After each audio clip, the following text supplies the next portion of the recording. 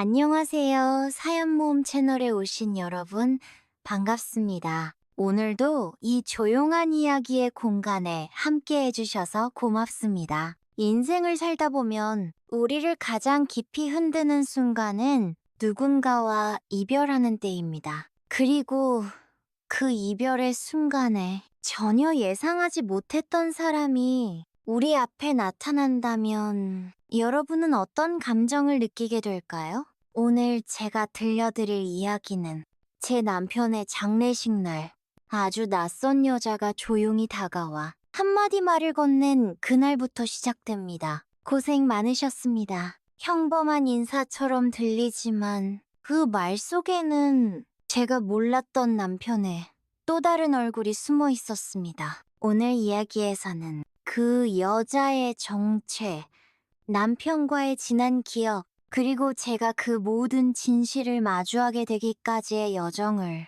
담담히, 그러나 깊이 있게 나눠보려 합니다. 긴 이야기지만 끝까지 함께 걸어주신다면 사랑과 용서, 후회와 이해에 대해 함께 깊이 성찰해 볼 수 있을 것이라 믿습니다. 그럼 지금부터 남편 장례식 날, 낯선 여자가 찾아와 이런 말을 했습니다. 조용히, 그리고 천천히 시작해 보겠습니다. 사람이 떠나는 날, 그 사람의 자리에 다른 누군가가 나타난다면 우리는 그것을 어떻게 받아들여야 할까요? 남편의 장례식 날이었습니다. 내 인생에서 가장 차가운 하루였고 가장 조용한 날이었으며 동시에 가장 많은 소리를 들은 날이었습니다. 하얀 국화 냄새와 문상객들의 묵묵한 고개 숙임, 종소리처럼 퍼지는 낯선 조문 음악, 그리고 내 가슴 속에서 쉴 새 없이 쿵쿵 울리던 어떤 두려움. 그날 나는 세상이 멈춘 것 같다는 말을 처음으로 체감했습니다. 사람들이 내 옆을 지나가고 조문을 하고 예의를 다하고 있었지만 나는 그 모든 것을 관찰하듯 바라보고만 있었습니다. 내가 중심이 아닌 장면의 한켠에 물 빠진 색으로 서 있는 배경 같았습니다. 장례식장에서의 시간은 이상하게 흐릅니다. 슬픔이 너무 많아.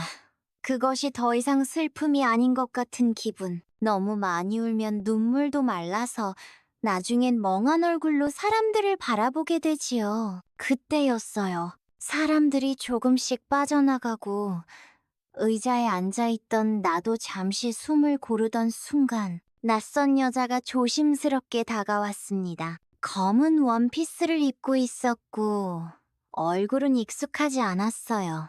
조문객들 중에는 남편의 직장 동료, 옛 친구, 고향 사람들까지 많았지만 이 여자는 어디에서도 본 적이 없는 얼굴이었습니다. 그녀는 작게 고개를 숙이더니 조용히 말했습니다.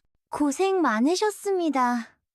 이 말씀을 꼭 드리고 싶어서 왔습니다. 그 말 한마디가 이상하게 마음에 걸렸습니다.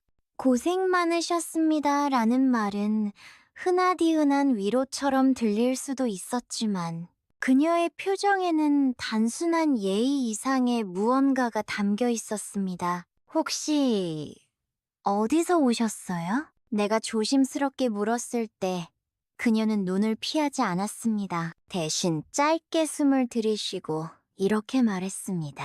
저 선생님 남편분을 오래 알고 있었습니다. 오래된 친구였습니다. 그녀의 말투에서 뭔가 준비된 듯한 단어의 정열이 느껴졌습니다. 오래 알고 있었다 라는 표현, 친구였다 라는 말의 간격, 그 말 사이에 감춰진 수많은 감정과 사연이 느껴졌습니다. 죄송합니다.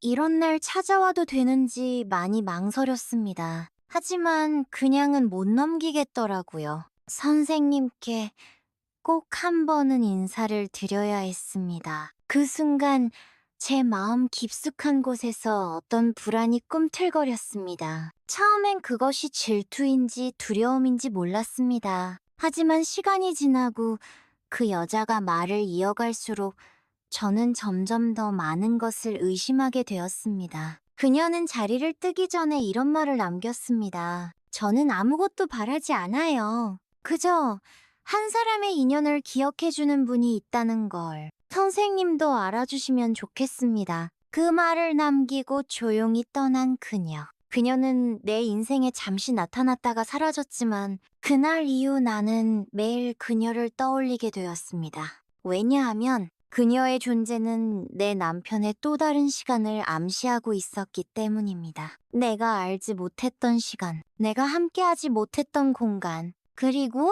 내가 전혀 몰랐던 누군가의 마음. 그날 밤 저는 잠을 이룰 수 없었습니다. 남편과의 지난 날이 주마등처럼 떠오르기도 했고 그 낯선 여자의 눈빛이 떠오르기도 했습니다. 가만히 남편의 사진을 들여다보다가 문득 이런 생각이 들었습니다. 나는 이 사람을 다 알고 있었다고 생각했는데 정말 그랬던 걸까? 함께 살았다는 이유로 매일 밥을 지어주고 그의 퇴근을 기다렸다는 이유로 나는 그 사람의 전부를 알고 있다고 믿었던 것 같았습니다. 하지만 그 여자의 등장 하나로 그 믿음이 흔들리기 시작했습니다. 내가 몰랐던 그의 하루는 얼마나 많았을까요? 내가 미처 듣지 못했던 이야기, 그가 꺼내지 않았던 기억, 그런 것이 다른 사람에겐 존재했을지도 모르지요. 며칠이 지나고 저는 결국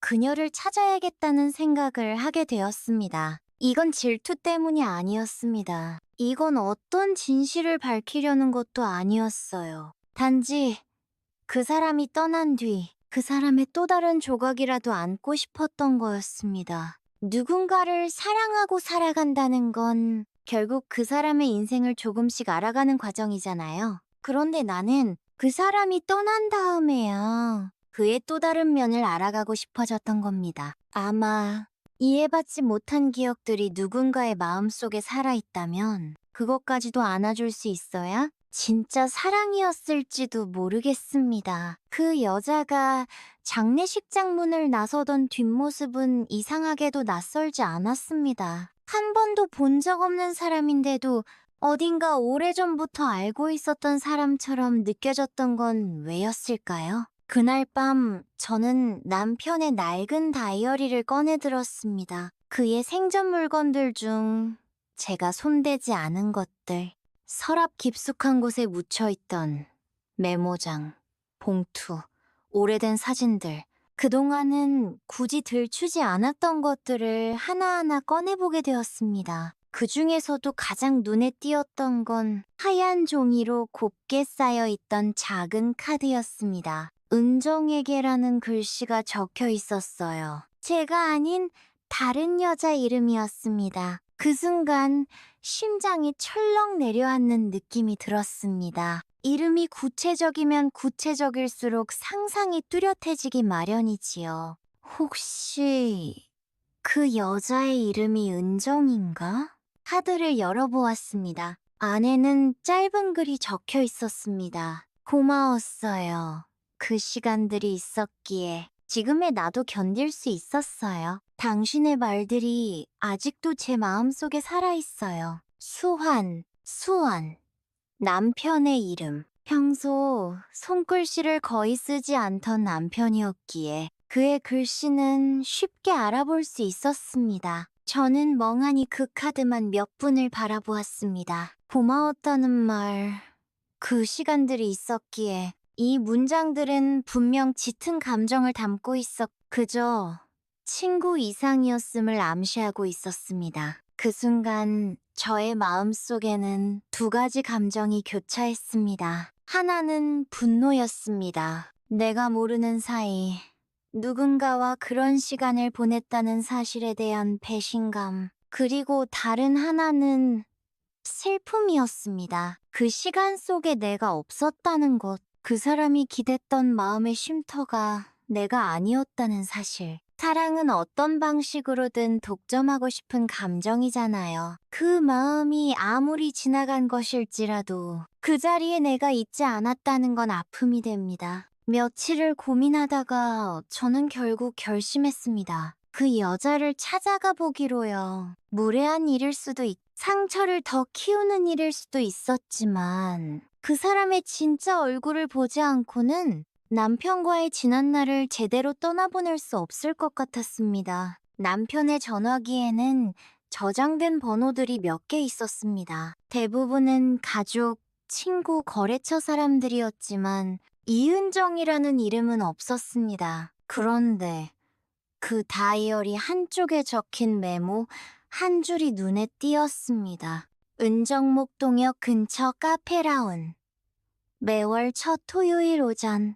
마치 약속이라도 한 듯 구체적인 장소와 시간이 적혀 있었습니다. 매월 첫 토요일 오전이라면 다음 주였습니다. 그날 아침 저는 목동역으로 향했습니다. 가을이었고 은행잎이 바람에 나부끼고 있었습니다. 도시의 분주한 풍경 속에서 제 마음은 무겁고 조용했습니다. 카페라오는 조용하고 소박한 공간이었습니다. 모퉁이 자리에는 검은 코트를 입은 여자가 조용히 앉아 있었습니다. 머리를 단정히 묶고 두 손을 모은 채 무언가를 기다리고 있는 모습이 왠지 장례식장에서 봤던 그 여자의 뒷모습과 겹쳐 보였습니다. 저는 조심스럽게 그녀에게 다가갔습니다.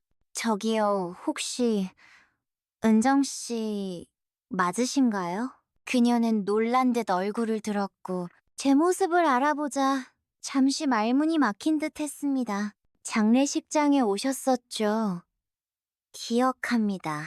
그녀는 조용히 고개를 끄덕이며 제게 앉으라고 손짓했습니다. 그 순간부터 우리의 대화는 시작되었습니다. 그날 말씀 못 드린 게 많아서 죄송했습니다. 사실 저는 그냥 조용히 다녀가려고 했어요.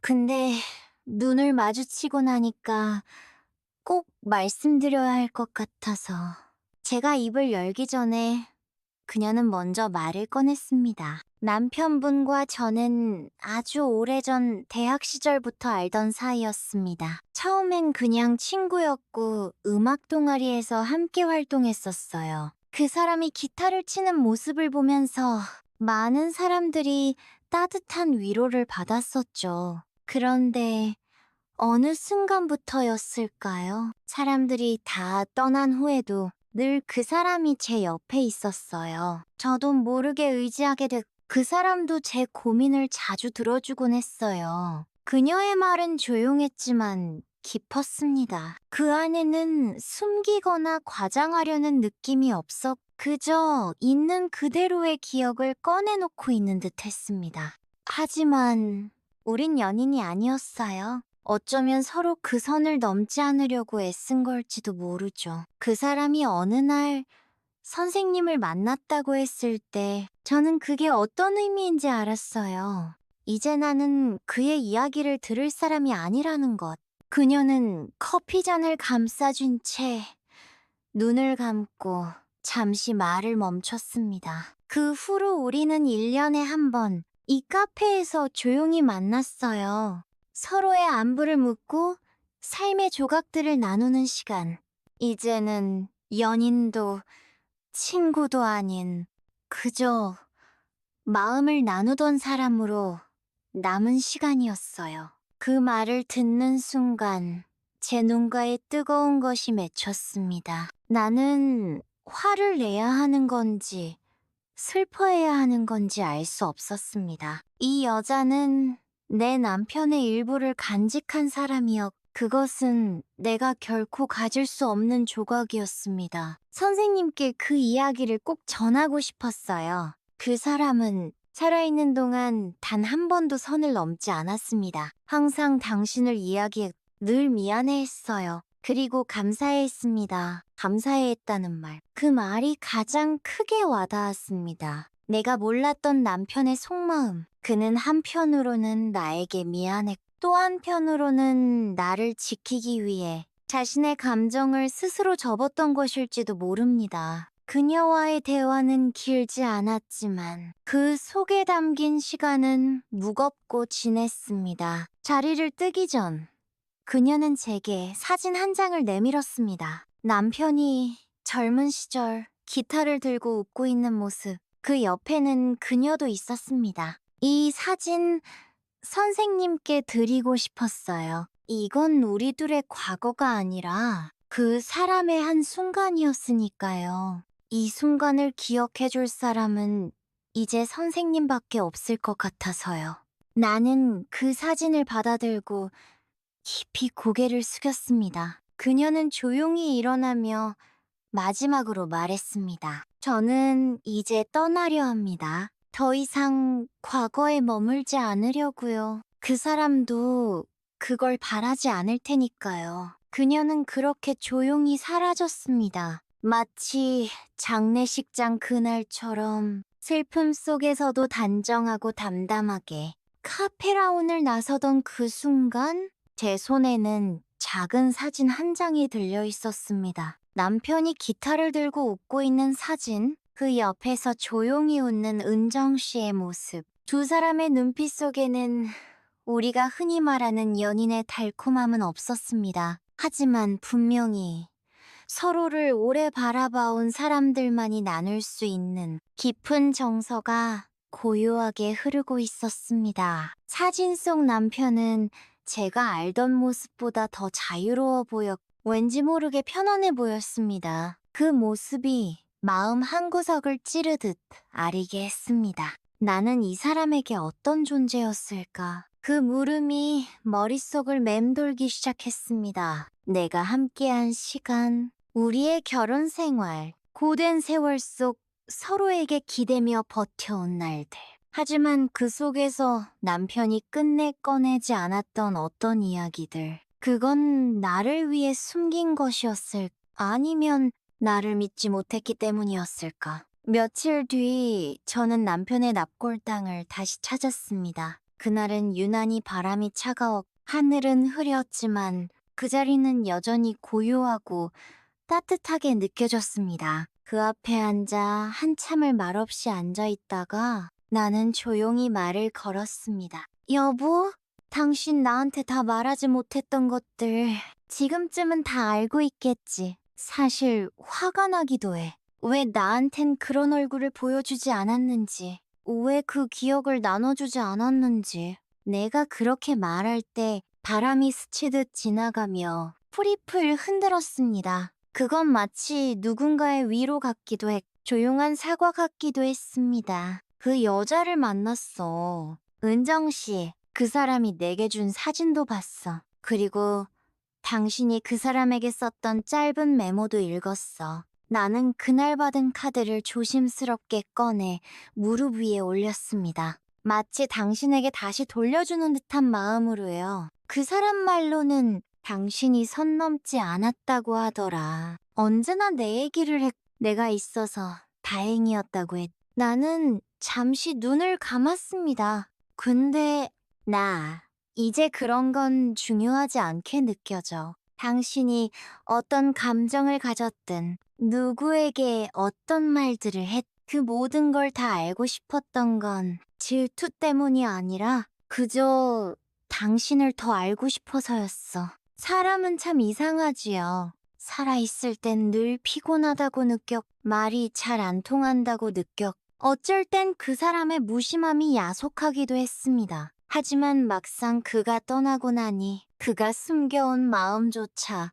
그립게 느껴지는 겁니다. 나를 향해 있지 않았던 눈빛, 나눠주지 않았던 기억조차도 이제는 그의 일부로서 껴안고 싶어지는 것이지요. 내가 몰랐던 남편의 조각, 그중엔 그 여자의 기억도 있었을 겁니다. 그 사람이 곁에 있음으로써 내 남편이 어떤 외로움을 견뎌냈고 어떤 말들을 삼켜냈는지를 이제야 조금은 이해할 수 있을 것 같았습니다. 나는 그 앞에서 오랜만에 울었습니다. 장례식 날에도 울지 않았던 눈물이 그날은 아주 조용하게 흐르더군요. 그렇게 납골당을 나서는데 문득 마음이 조금은 편안해졌다는 걸 느꼈습니다. 그때부터였던 것 같습니다. 내가 진짜 떠나보낸다는 게 어떤 의미인지 알게 된 건 죽음을 받아들이는 건 단순히 눈앞에서 사라졌다는 사실을 인정하는 것이 아니라 그 사람의 모든 기억,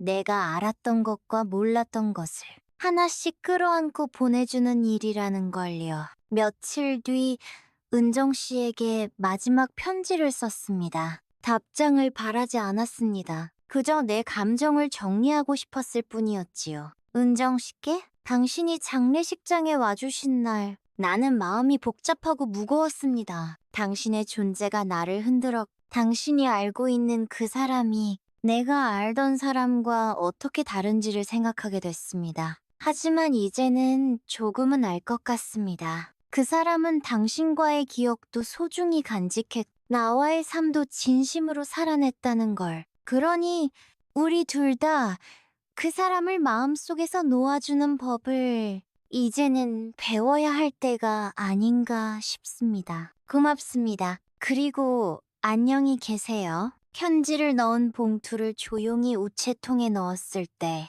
이상하게도 어깨 위에서 무언가가 툭 떨어져 나가는 느낌이 들었습니다. 마치 오랫동안 짊어지고 있었 이해할 수 없는 감정의 무게가 조금은 가벼워진 듯한 기분. 남편이 떠난 후 나는 다른 의미의 삶을 시작하게 되었습니다. 그 사람의 빈자리를 그냥 애써 외면하며 버티는 것이 아니라 그 사람과 함께한 기억들을 정리하고 내가 몰랐던 면까지도 하나하나 받아들이면서 진짜로 작별 인사를 하게 된 것이지요. 그건 참 오랜 시간이 걸리는 일이었습니다. 그리고 아직도 진행 중일지도 모릅니다. 하지만 분명한 건 그때 그 여자가 장례식장에 찾아왔기 때문에 나는 이런 여정을 시작할 수 있었다는 겁니다. 만약 그녀가 오지 않았다면 나는 아마 영영 남편의 진짜 모습 중 일부를 몰랐을 겁니다. 그리고 그 미지의 공간을 원망으로 채운 채 내 마음의 문을 닫아버렸을지도 모르지요. 우리가 진짜로 누군가를 떠나보낸다는 건 그 사람을 판단하지 않고 이해하려는 노력을 담아 조용히 작별 인사를 건네는 일인지도 모릅니다. 남편을 떠나보내고 은정 씨를 만나고 그녀에게 마지막 편지를 보낸 뒤 제 일상은 아주 느리게 흘러가기 시작했습니다. 아침에 눈을 뜨고 거실로 나와 커피포트를 켜는 일. 그 커피 냄새가 집안을 가득 채울 예전엔 남편이 가장 먼저 알아챘습니다. 또 커피 탔다. 향이 집을 뚫고 나가겠네. 그 사람의 투덜거림이 어느 순간 그리워졌습니다. 그 말마저 듣고 싶어서 커피를 진하게 내리는 버릇이 생겨버렸지요. 사람이 그립다는 건 그 사람의 소리와 냄새,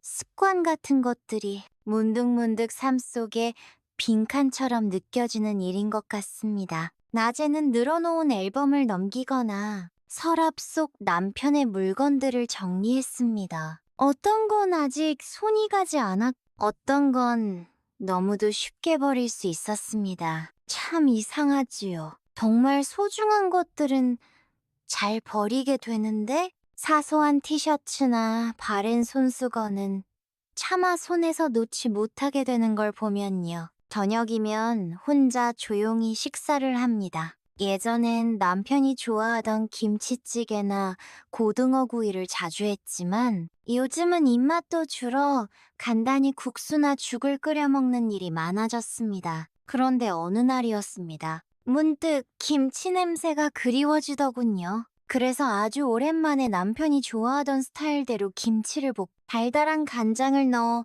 김치볶음밥을 만들었습니다. 혼자서 상을 차리고 앉아 그 사람을 생각하며 숟가락을 들었는데 눈물이 뚝 떨어졌습니다. 아무도 없는 자리, 하지만 너무 익숙한 그 자리에 아직도 앉아있을 것 같은 착각. 그 사람의 웃음소리가 그 어깨에 손 얹으면 툭 털며 피하던 장난이 그렇게 떠오르더군요. 그때 처음 느꼈습니다. 내 안에 아직도 이 사람의 시간이 흐르고 있구나. 그리고 그 시간은 그 사람의 모든 것을 안고 살아가는 나만의 시간이기도 하다는 걸요. 죽음이란 한 사람이 사라지는 일이 아니라 그 사람의 모든 기억과 순간이 남은 사람 속으로 옮겨가는 과정일지도 모르겠습니다. 나는 여전히 그 사람과 함께 살고 있었던 겁니다. 사진 속에서도, 음식 냄새 속에서도, 내 몸에 남아있는 말투와 습관 속에서도. 그리고 문득 생각했습니다. 나도 누군가에게 이렇게 기억되겠지. 언젠가 나 역시 떠날 것이고, 그 후에 누군가 내 흔적을 따라 걸을 것입니다. 나의 습관, 나의 말투, 나의 좋아하던 음식이 그들의 일상 어딘가에 남아있을지도 모릅니다. 그 생각을 하니 살아가는 일이 조금 더 단단하게 느껴졌습니다. 단지 숨 쉬고 밥 먹는 게 아니라 내가 남길 작은 흔적 하나하나가 누군가에게 따뜻한 기억이 될 수 있다는 생각. 그 후로는 하루하루를 조금 더 신중하게 살기 시작했습니다. 길을 걷다 떨어진 나무잎을 주워보기도 했고, 그동안 연락 끊겼던 친구에게 전화를 걸기도 했습니다. 멀리 있는 아들에게는 편지를 써보내고 손녀에게 줄 스웨터를 짜기 시작했습니다. 그리고 하루에 한 번은 꼭 남편에게 말을 걸었습니다. 여보, 오늘은 감이 달더라. 그때 그 김치가 아직 남아있어. 은정 씨에게 편지 잘 갔겠지? 혼잣말 같지만 그건 내 안에 그 사람에게 전하는 일종의 기도였습니다.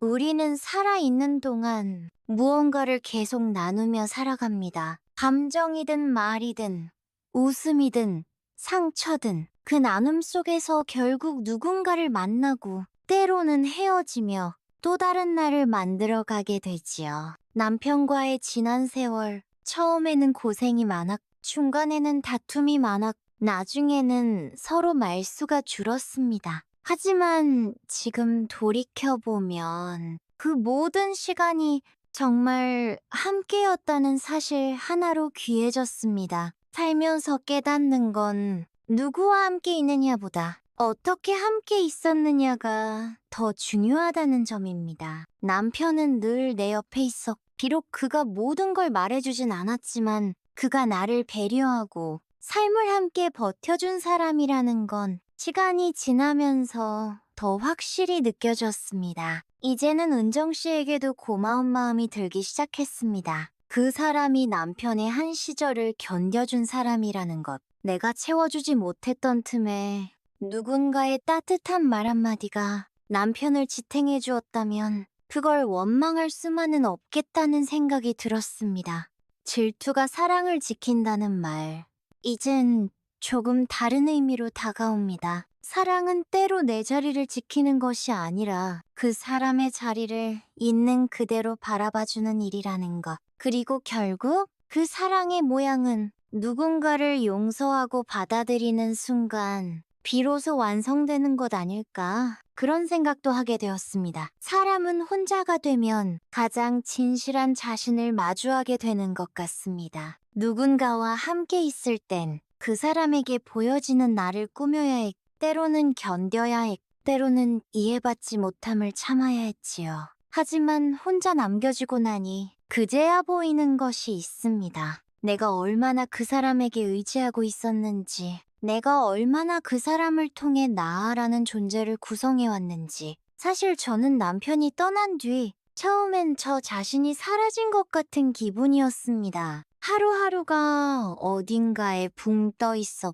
무언가 해야 할 이유가 사라져버려. 무엇보다도 내 삶의 의미가 함께였던 누군가의 존재를 중심으로 돌아갔다는 사실을 뒤늦게야 깨닫게 되었습니다. 하지만 그 허전함 속에서 저는 또 다른 진실을 발견하게 되었습니다. 그건 살아있는 사람이 남겨진 자가 아니라 이어가는 자라는 사실이었습니다. 누군가의 삶은 그가 떠난 뒤에도 그를 기억하는 사람의 마음 속에서 계속 이어집니다. 그 사람이 좋아하던 노래를 들을 때, 그 사람이 자주 쓰던 말투를 떠올릴 때, 그 사람이 아끼던 물건을 정리할 때, 그 모든 순간은 단순한 회상이 아니라 그 사람의 시간과 나의 시간이 만나 다시 살아 움직이는 장면이 됩니다. 그것이 바로 기억이라는 것의 힘 아닐까요? 남편이 떠난 지 어느덧 사계절이 지나가고 다시 봄이 찾아왔을 때 저는 어느 주말 오전 혼자 공원에 나갔습니다. 바람이 하늘이 유난히 맑았던 날이었습니다. 벤치에 앉아 도시락을 먹으며 멀리 산책하는 부부들을 바라보았습니다. 젊은 부부도 있었고 오래된 연인의 모습도 있었지요. 서로 말없이 걷는 모습에서 긴 시간 함께한 사람들만의 평화로움이 느껴졌습니다. 그 순간 문득 나도 그랬던 적이 있었지? 하고 떠올랐습니다. 예전엔 손을 꼭 잡고 걷던 시절이 있었고 언젠가부터는 말없이 나란히 걷는 사이가 되었고 더 지나서는 각자 앞서거니 뒤서거니 걷는 날도 많았지요. 하지만 그 모든 시간 속에서 우리는 늘 함께였다는 사실은 변하지 않았습니다. 누군가의 곁에 오래 머문다는 건 사랑의 말보다 함께 걸은 걸음수보다 같은 방향을 바라본 시간이 더 중요하다는 걸 이제서야 이해하게 됩니다. 그리고 그 사실을 받아들이기까지 이렇게 많은 시간이 필요하다는 것도요. 은정 씨에게 받은 사진은 지금 제 책상 앞에 놓여 있습니다. 남편의 젊은 시절, 내가 보지 못한 웃음이 담긴 사진. 그 웃음을 보면 이젠 질투가 아닌 감사의 마음이 듭니다. 그 시절의 남편이 누군가로 인해 그렇게 웃을 수 있었다면 그건 분명 그의 삶에 필요한 순간이었겠지요. 누구나 자신의 삶에 숨 쉴 틈이 필요합니다. 그 틈이 나일 수도 있고 다른 누군가였을 수도 있습니다. 중요한 건 그 사람이 그런 틈을 만들어낼 수 있어 그걸 끝내 감추며 살아갔다는 것. 그건 나를 배려해서였을까? 아니면 나를 믿지 못해서였을까? 이 질문을 나는 여전히 완전히 정리하지 못했습니다. 하지만 이제는 꼭 대답을 얻지 않아도 괜찮다고 느낍니다. 때로는 어떤 질문은 그대로 남겨두는 편이 더 평화로운 법입니다. 정답이 중요한 게 아니라 그 질문을 품고 살아가는 방식이 우리를 더 깊어지게 하니까요. 지금도 저는 남편과 대화를 나눕니다. 이젠 그가 남긴 말보다는 그가 하지 못했던 말들이 더 자주 떠오릅니다. 살아있을 땐 말하지 못했던 것들이 참 많아 그 말들이 이제야 마음속에서 자라나 하나하나 의미를 만들어가고 있습니다. 나는 그 의미들을 혼자만 간직하지 않기로 했습니다. 그래서 언젠가부터 노트를 하나 꺼내어 남편과의 기억을 하나씩 써내려가기 시작했습니다. 처음 만났던 날, 첫 싸움, 첫 여행, 그리고 그 사람이 마지막으로 남긴 표정. 그 모든 기억이 시간과 함께 흩어지는 것이 아니라 다시 내 글과 마음 속에서 살아나기를 바라는 마음으로 이 글을 듣는 여러분께 이런 질문을 드리고 싶습니다. 여러분은 사랑하는 사람의 어떤 기억을 간직하고 계신가요? 그리고 또 하나, 혹시 그 사람에게 아직 전하지 못한 말이 있다면 지금이라도 그 말을 꺼내보시겠어요?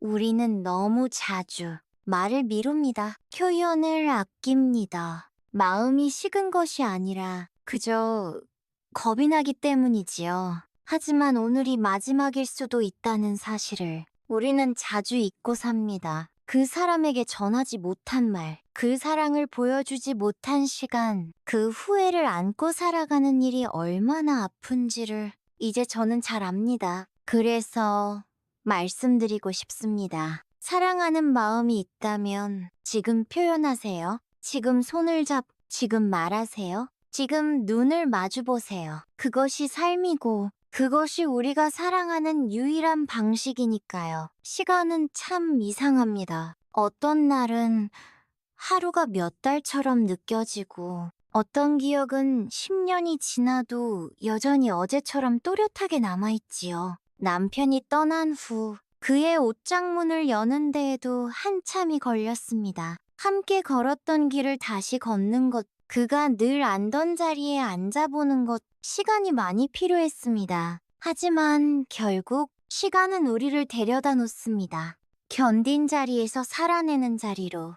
이제는 남편의 옷장에서 그의 셔츠를 꺼내 햇살 아래 말립니다. 그 사람의 향기가 거의 사라졌지만 나는 그 셔츠를 개며 그를 다시 한번 껴안는 기분이 듭니다. 때로는 그 사람이 남긴 물건보다 그 사람이 했던 말 한마디 또는 말하지 못한 그 침묵이 더 크게 남기도 합니다. 사람은 죽는 순간까지 모든 걸 다 말하지는 못합니다. 그건 미완성인 인간이 살아가는 방식이기도 하고, 사랑이란 감정이 너무 커서 말로는 다 표현할 수 없기 때문이기도 하겠지요. 그래서 그 침묵을 이해와 애정으로 받아들이는 법을 우리는 살아가며 하나씩 배워갑니다. 어느 날 집 앞을 정리하다 남편이 생전에 가꾸던 작은 화분을 발견했습니다. 말없이 물을 주던 그 사람의 뒷모습이 떠올라 그 모습이 왠지 모르게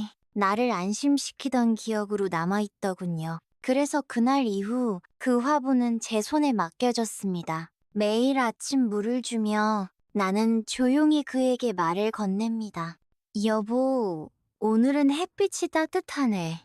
당신이 키우던 이 화초 아직 잘 살아있어. 이 화초가 자라나는 것처럼 내 안에 당신도 그렇게 자라고 있는 듯합니다. 어떤 이별은 시간이 흐를수록 무뎌지는 게 아니라 시간이 흐를수록 더 또렷해지기도 합니다. 하지만 그 또렷함이 더 이상 슬픔만은 아니라는 걸 저는 이제 압니다. 이별을 지나 그 사람의 인생을 내 삶 속으로 천천히 받아들이는 것, 그게 진짜 떠나보낸다는 뜻 아닐까요? 그리고 그 떠남이란 끝이 아니라 새로운 연결의 방식이기도 합니다. 나는 지금도 남편을 그리워하지만 더 이상 울며 붙잡지 않습니다. 그 사람과 함께한 시간이 나를 단단하게 만들어 그 사람이 떠난 자리에 남겨진 조용한 평화가 이제는 내 삶의 일부가 되었기 때문입니다. 저는 이제 누군가를 만날 때 조금 더 따뜻하게 웃을 수 있게 되었습니다. 남편이 제게 남긴 마지막 선물은 누군가를 있는 그대로 받아들이는 마음이었습니다. 이제는 저도 그렇게 살고 싶습니다. 언젠가 다시 그를 만나는 날이 온다면 저는 말할 수 있을 겁니다. 당신 떠난 뒤 나는 참 열심히 살았어요. 당신과의 기억을, 그 모든 사랑을 내 삶 속에 잘 담아두었답니다. 사랑하는 여러분, 이제 마지막으로 제가 여러분께 드리고 싶은 질문이 있습니다. 여러분은 지금 누군가를 진심으로 보내주셨나요? 혹은 아직 마음속에서 떠나보내지 못한 누군가가 있나요? 그 사람이 남긴 말, 남기지 못한 마음, 그 모든 것을 당신의 삶은 어떻게 흘러가고 있나요? 우리는 언젠가 모두 사랑하는 이를 떠나보내야 할지도 모릅니다. 그 순간이 왔을 때 여러분은 어떤 모습이길 바라시나요? 누군가의 기억 속에서 그립고 따뜻한 사람으로 남아있길 바라시나요? 그렇다면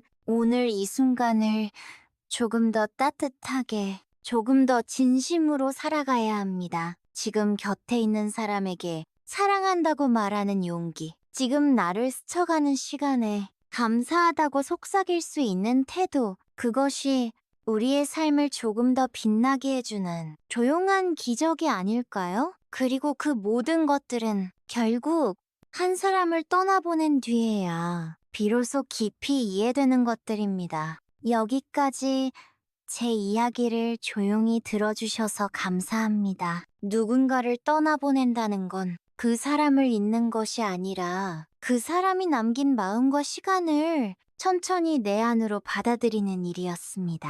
오늘 제가 들려드린 이 이야기가 여러분의 기억 속 누군가를 조금 더 따뜻하게 안아보는 계기가 되었기를 바랍니다. 그리고 아직 전하지 못한 말이 있다면 오늘 이 밤 혼잣말처럼이라도 꼭 꺼내보시길 바랍니다. 사랑은 사라지지 않습니다. 단지 그 사랑을 전하는 방식이 조용한 기억으로 바뀔 뿐입니다. 삶은 결국 우리가 품었던 사람들의 흔적으로 채워지는지도 모르겠습니다. 오늘도 함께 해주셔서 정말 고맙습니다. 당신의 밤이 그리움보다는 평안으로 마무리되기를 진심으로 기도합니다. 지금까지 사연 모음 채널이었습니다. 다음 이야기에서 다시 인사드리겠습니다. 안녕히 계세요.